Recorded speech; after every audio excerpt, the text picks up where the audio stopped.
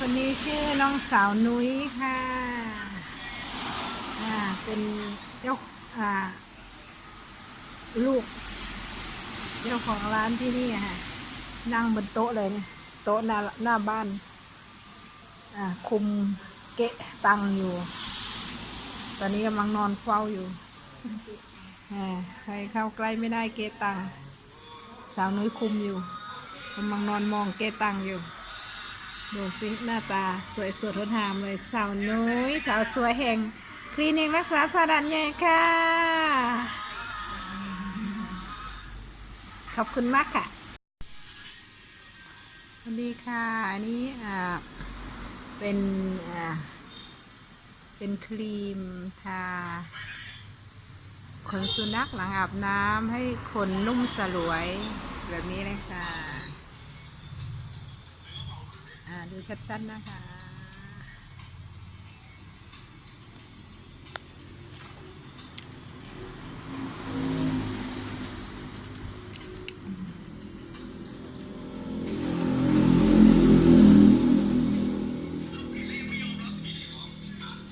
ราคาก็ขนาดนี้ค่ะ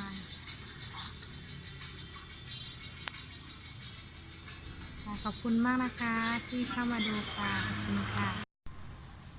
ตัวนี้ก็เป็นแป้งโรยที่หูค่ะเพื่อถอนขนหูได้ให้แล้วก็ป้องกันเชื้อราด้วยนะคะไม่อับหูก็จะไม่อับชื้นนะคะราคาก็ขนาดนี้ค่ะราคาตามป้ายเลยค่ะขอบคุณมากนะคะแล้วก็ตัวนี้ก็จะเป็นน้ำหอมค่ะน้ำหอมหลังจากอาบน้ำเสร็จแล้วก็ฉีดน้ำหอมนิดหน่อยหอมนะคะมีหลายกลิ่นมากเล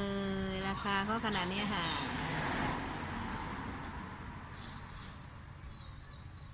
นะคะขอบคุณมากนะคะที่เข้ามาดูค่ะนี้จะให้ดูนะคะอุปกรณ์ของสัตว์เลี้ยงนะคะก็มีที่ตัดเล็บก็มีหวีก็มีหลายขนาดนะคะมีหลายขนาดว่าอันนี้เป็นแปลงหลังอาบน้ำนะคะแล้วก็ที่ตัดเล็บก็มีอุปกรณ์หลายอย่างที่ตัดของแมวก็มีขวดน้ำก็มีแล้วก็อุปกรณ์ที่อาบน้ำก็มีผ้าอันนี้เป็นผ้าชามัวก็ให้ดูแค่นี้ก่อนนะคะขอบคุณมากค่ะ